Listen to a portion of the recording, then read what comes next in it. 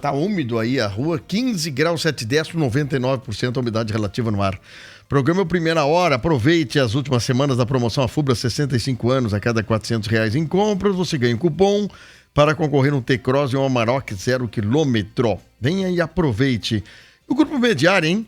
Plano de assistência familiar, atendimentos clínicos, medicina do trabalho. Entre em contato pelas redes sociais ou por telefone com o Grupo Mediare. 13 anos, saúde tratada com amor.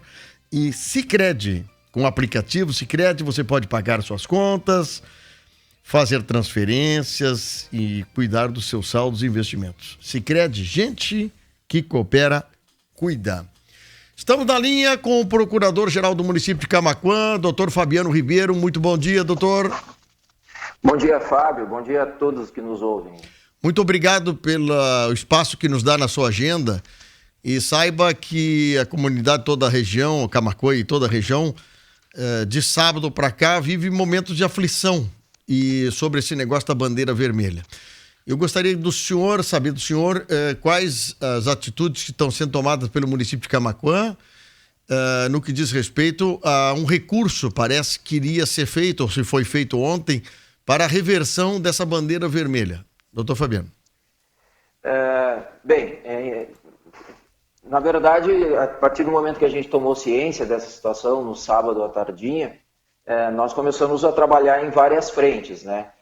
A primeira coisa que ficou certo, assentada, é que efetivamente iríamos recorrer.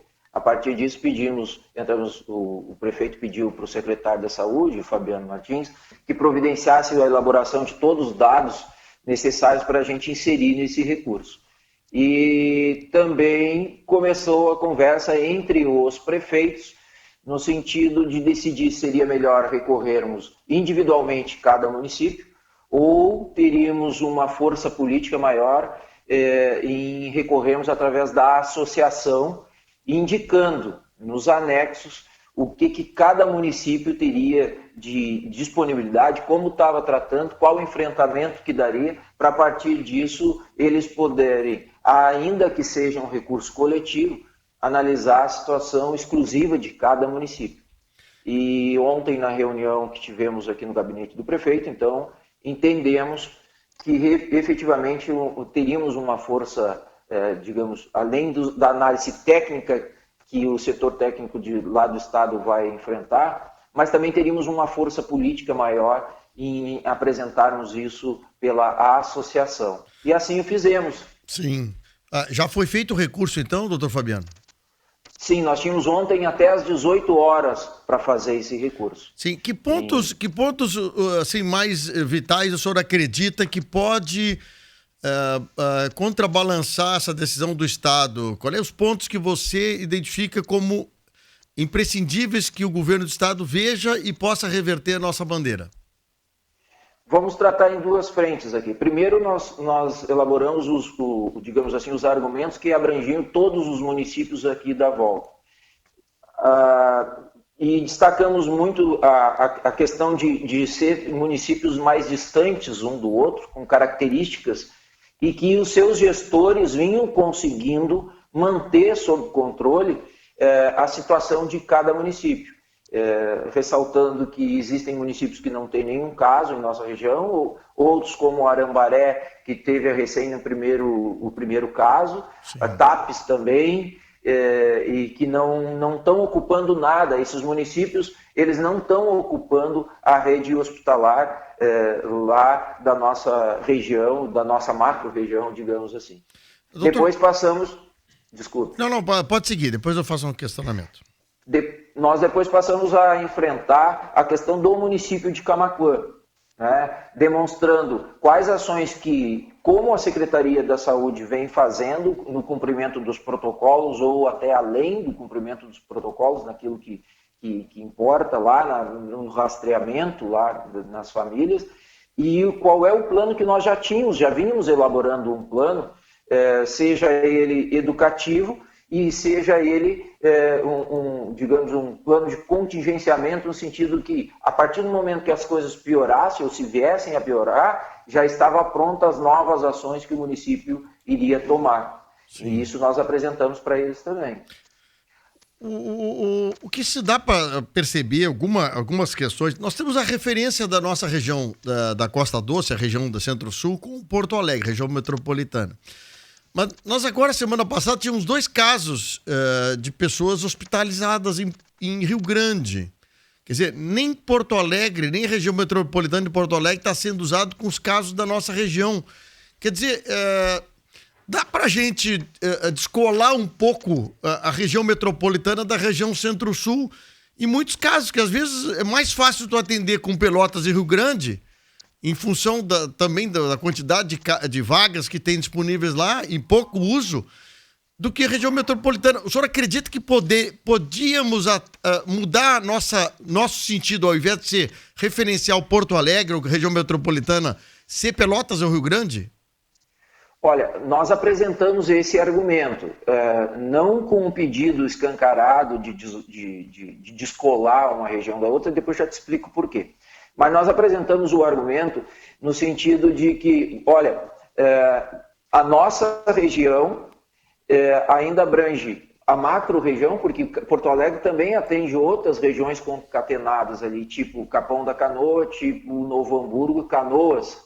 Então, a nossa região vem ocupando quase nada de leito e vem sendo, o nosso comércio vai ser penalizado por essa situação. Sim. Quando precisamos de leito, ainda fomos encaminhados para uma outra região. Isso. Então, trabalhamos essa hipótese de dizer, a verdade é que pelo estilo de população, pelo distanciamento entre cidades, pela forma de atuação de cada município aqui, nós estamos mais, digamos assim, temos um panorama mais semelhante com o da região sul do que efetivamente com o de Porto Alegre. E que isso deveria, inclusive, ser suscitado para que eles fizessem ou uma migração ou uma subdivisão, no mínimo, para efeito dessa contagem. Porque a gente realmente imagina que estamos com a situação sob controle, não só em Camaquã, como em toda a nossa região, e estamos penalizados por uma região que acaba superlotando e, na verdade, quando nós precisamos, usamos a referência de outra região. Está meio estranho. Exatamente. Eu estou olhando os números do estado do Rio Grande do Sul, doutor Fabiano, e mostra assim, claro que tem cidades que têm... O número de pessoas contagiadas ou contaminadas é uma coisa impressionante. Lajeado, Passo Fundo, aquela região, tem municípios que têm a densidade demográfica dele em relação a 1.000 pessoas é uma coisa absurda. Quer dizer, não é o caso de Camaquã, que nós estamos com 32 casos, né? Para 67 mil pessoas. Quer dizer, em matéria de número é extremamente baixo. Os outros municípios da nossa região também extremamente baixo. O problema é que nós estamos colados nessa bandeira com uma região que está tendo uma cedência de casos, que é a região metropolitana, né? Vê bem que nós ocupamos no ranking do Rio Grande do Sul a 87ª posição e mesmo sendo o 33º município em população. Ou seja, estamos com uma situação confortável. E a nossa resignação é justamente essa. Olha, como que nós contabilizamos para ser punido por uma região e quando precisamos da referência, ocupamos leitos de outro. Claro que aí o município também passou, não só no campo da resignação, passou a apresentar dados efetivos, como o nível de incidência, que nosso aqui está bem mais baixo do que as outras cidades da região metropolitana. Apresentamos que o nosso sistema que montamos aqui, os nossos leitos estão praticamente vazios. Enfim, foi uma gama de informações que a gente acredita que possa contribuir para essa análise técnica deles. Só para o pessoal ter uma ideia, nós estamos falando, o doutor Fabiano colocou a nossa posição em 88º, né?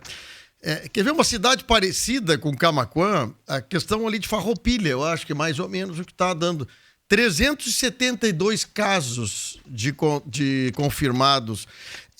Cidades já um pouquinho maiores, como aqui Erechim, 440 casos. E a gente vai subindo. Agora, casos emblemáticos e dramáticos, por exemplo, é o caso de Marau, que deve ter 16, 17 mil pessoas. Tem 491 casos. Isto sim é um caso de ter que fazer o lockdown, quer dizer, um caso de uma pandemia instalada eu acho que dificilmente qualquer procurador ou prefeito vai conseguir reverter um caso desse. Diferente de Camaquã, né, doutor Fabiano? E mesmo assim, mesmo nós estando numa situação muito confortável, a gente ainda apresentou um plano de tomar medidas um pouco mais drásticas, ainda que penalizasse a algum setor, para que pudesse manter a maioria aberta. Claro que isso é uma situação em caso de não reversão, porque se vir a bandeira vermelha, aí a coisa já está consolidada para todos mesmo. Bom, deixa eu fazer uma pergunta para o senhor. Eu sei que não é bem a sua área, mas o senhor pode nos ajudar. Eu estava dando uma retornada aqui nas matérias da Acústica, 26 de março de 2020. Matéria aqui na Acústica trata sobre Camaquã receberá 10 leitos de UTI. Depois, dia seguinte, reunião do prefeito com os administradores do hospital. Depois, projeto da prefeitura para que a Câmara autorizasse 1.200.000 para subsidiar a UTI. Nós temos um cronograma de ações feita pelo município muito rápido, eu vou dizer assim. O próprio hospital também com reestruturação de áreas para poder receber essas 10 UTIs. Mas, doutor Fabiano, quem deveria de cumprir conosco, que foi o governo do estado, até agora nada, porque isso permitiria que nós saíssemos da bandeira vermelha, quem sabe até ir para a amarela, porque aí nós teríamos uma região menor para poder atender essa população.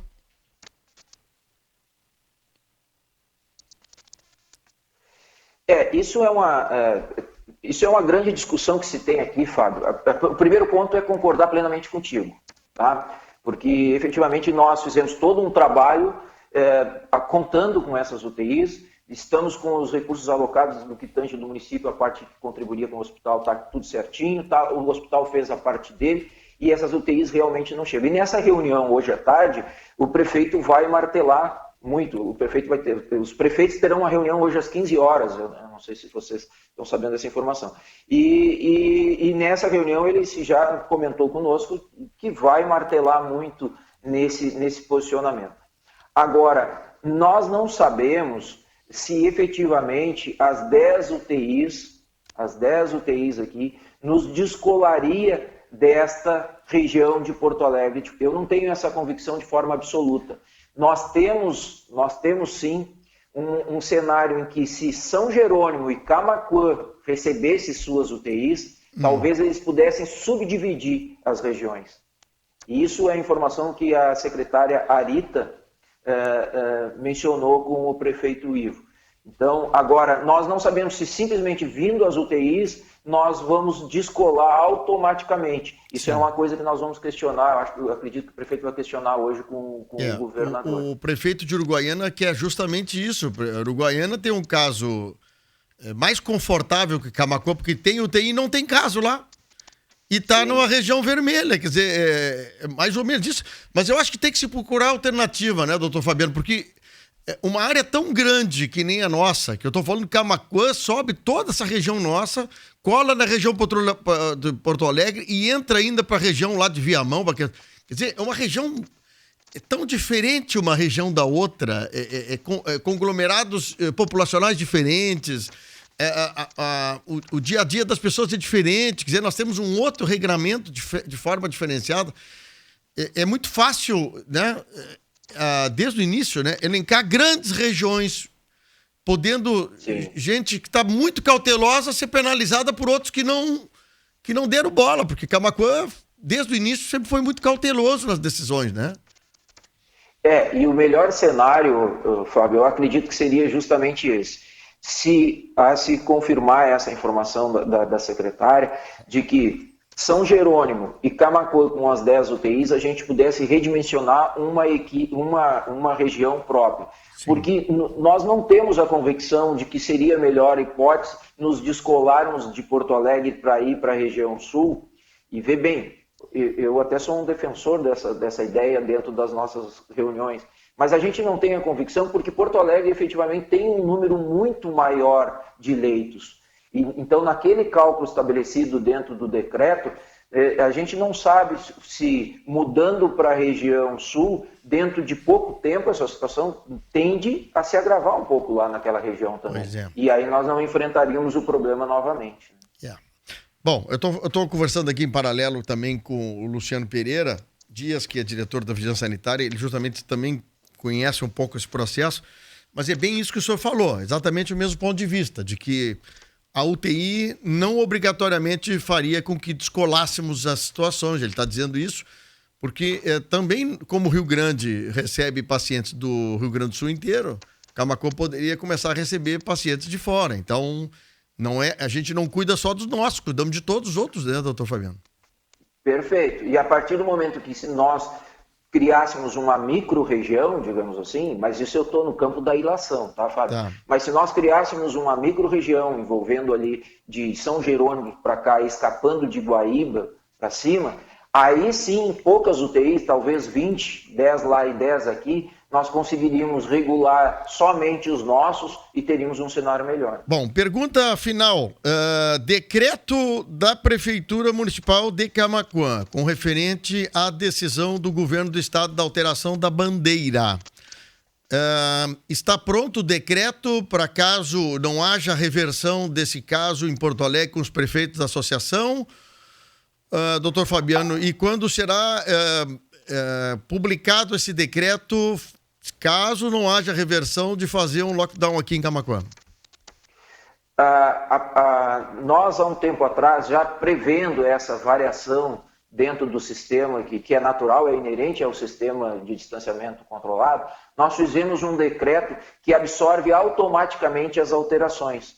Ou seja, o artigo 1º do nosso decreto, ele já diz que o município de Camaquã adota o sistema de distanciamento controlado e suas alterações conforme previsto pelo governo do estado. Sim. Então, a partir das 18 horas, quando a gente souber da decisão final vindo do governo do estado, isso nós vamos conversar, o prefeito provavelmente vai determinar alguma coletiva, alguma coisa, para nós darmos o resultado e aí já dar uma esclarecida para o pessoal, se a situação realmente pender para o lado da bandeira vermelha, do que pode e o que não pode. Vamos dar ali uma filtrada, já nos panoramas daquilo que o governo do estado já prevê para outros. Sim, já tem que estar meio pronto a coisa, né? Porque se for positivo ou negativo, não adianta, né?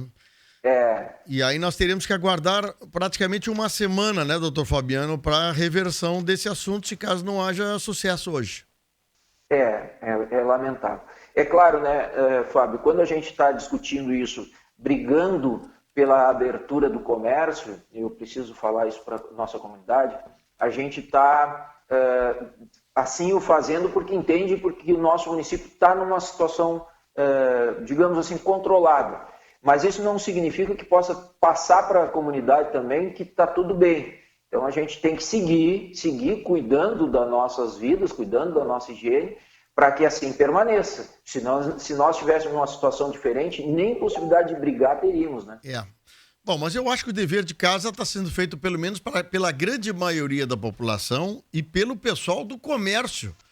Pelo menos aonde eu transito, eu vejo o pessoal preocupado, o pessoal atendendo no máximo, assim, aos cuidados para que a gente possa ser bem atendido e protegido, né, doutor Fabiano? Pelo menos na grande maioria da população está compreendido a decisão de se manter sobre alerta, né? A análise é essa. Num modo geral, a população tem aderido e o comerciante tem sido um parceiro. A gente tem a visão que a gente tem aqui, que tanto a imprensa quanto o comércio têm sido muito parceiros nisso daí. Então, no modo geral, a coisa está bem. Agora, claro que a gente tem que adotar ainda medidas, porque a gente vê que há alguns excessos que parecem, de alguns casos isolados aí, que o pessoal parece que não está acreditando na pandemia. E para isso a gente está ali, né? Está ali atacando os focos. Algumas colocações feitas pelo pessoal aqui, que eu não vai dar para ser agora, mas é sobre os casos, né? Diz a cada caso confirmado, tem 3, 4 que poderia ser suspeito, né? Mas a secretaria está monitorando os casos ao entorno das famílias, né, doutor Fabiano? Isso, agora, o que o pessoal coloca é o seguinte, né? Que tem casos e casos. Tu estabeleceu o fechamento do comércio, tu elimina a possibilidade de renda, tanto do empresário como do trabalhador. Isso é gravíssimo, né? E mesmo assim, Fábio, a gente tem que saber, e um dos pontos que nós colocamos aqui, que o nosso nível de incidência, que é essa projeção para cada um confirmado quantos estariam infectados, isso está bem menor. Nós temos 49 aqui, enquanto as cidades da região metropolitana chegam a ter 120. Então, também isso está sobre o monitoramento da Secretaria da Saúde. E por isso nós, inclusive, colocamos esse aspecto como positivo dentro do nosso recurso. Pois é. Doutor Fabiano Martins Ribeiro, Fabiano Ribeiro, muito obrigado pelos seus esclarecimentos. Obrigado por ter aberto esse espaço na agenda. Importante porque estamos com a live e a quantidade de audiência nossa é tremenda. Só para então finalizar.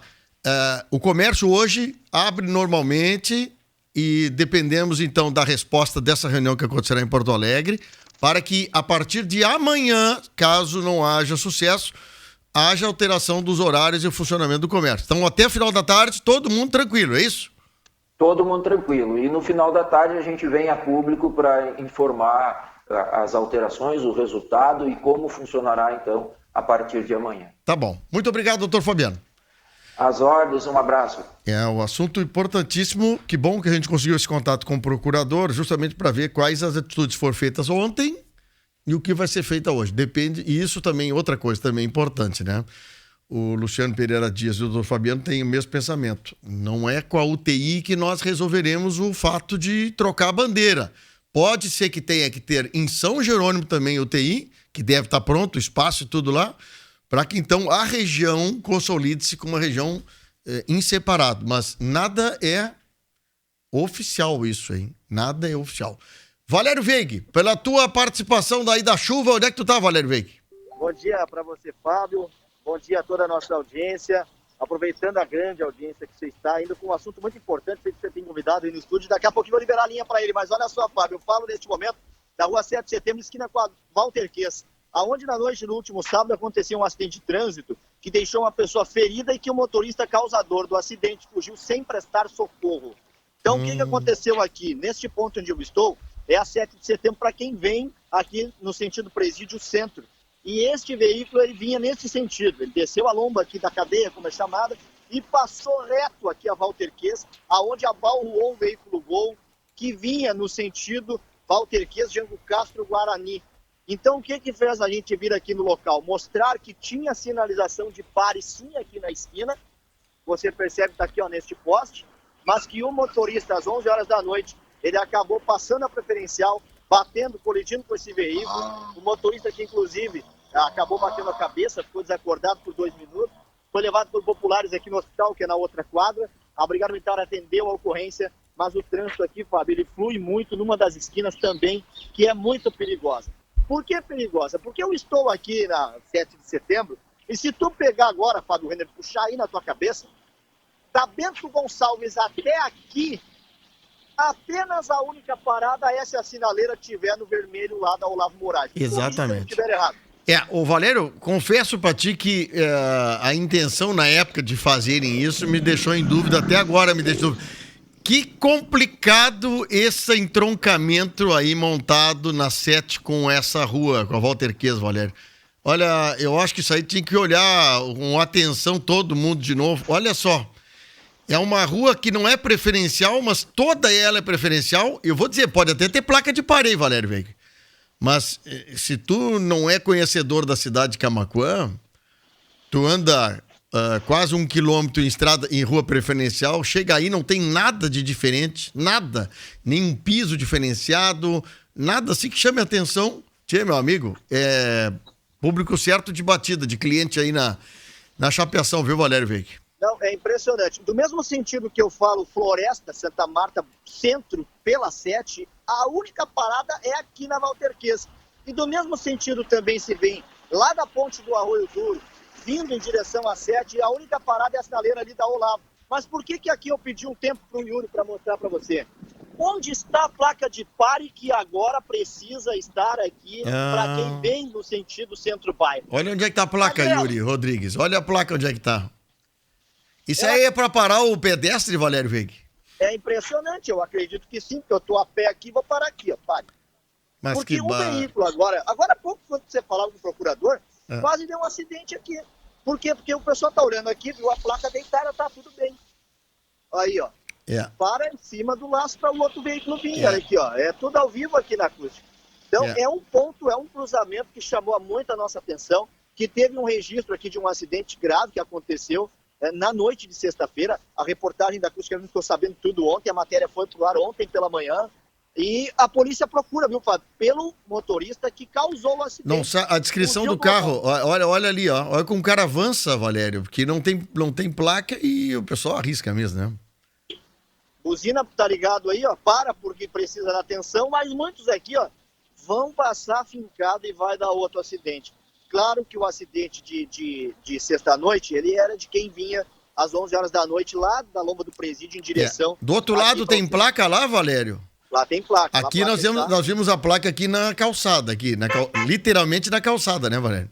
Isso mesmo, literalmente na calçada. Essa aqui, ela quebrou, ela caiu, não sei se arrancaram. Eu já tive agora há pouco, viu, a confirmação de que 5 placas foram arrancadas.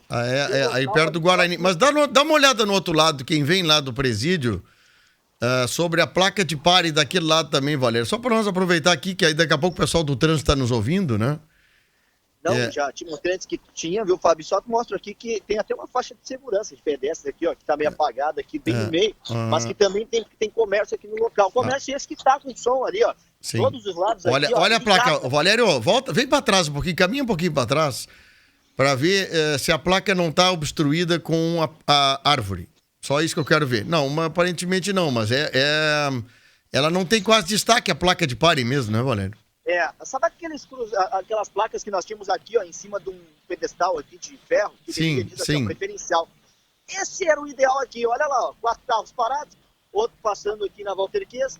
Então, para você que não se tocou, esse é o único cruzamento preferencial que a 7 de setembro não tem, a não ser a sinaleira. O resto tudo vai embora, vai até lá, se não me engano, lá no Floresta, o resto tudo é preferencial. Exatamente, quer dizer, tu vem lá da faixinha, tu entra ali, vem uma ponte reto, tu só vai parar não lá se a sinaleira estiver fechada para ti, senão tu vem reto. Mas aqui sim, aqui é a preferencial da Walter Chiesa. E o que acontece? O pessoal faz a cena e nos chama a atenção aqui para esse cruzamento, que, como repito, está no site da Acústica Matéria, motorista e que acabou atravessando a preferencial, não prestou socorro, fugiu do local e a polícia procura. Você que sabe aí de um dos veículos que está com a frente destruída, né, Fábio? Avisa a polícia. Mas que carro é? Aí é que está. Câmeras de segurança aqui no local foram procuradas e não tivemos.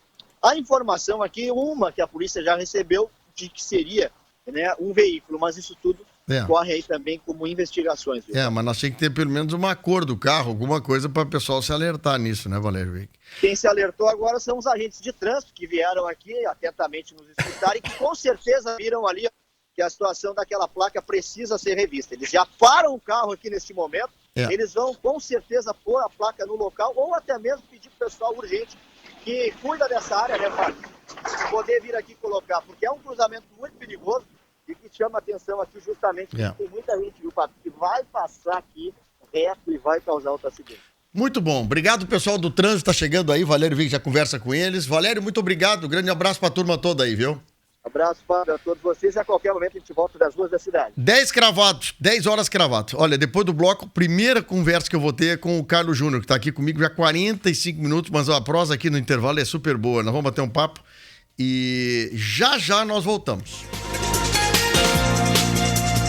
Acústica e a hora certa.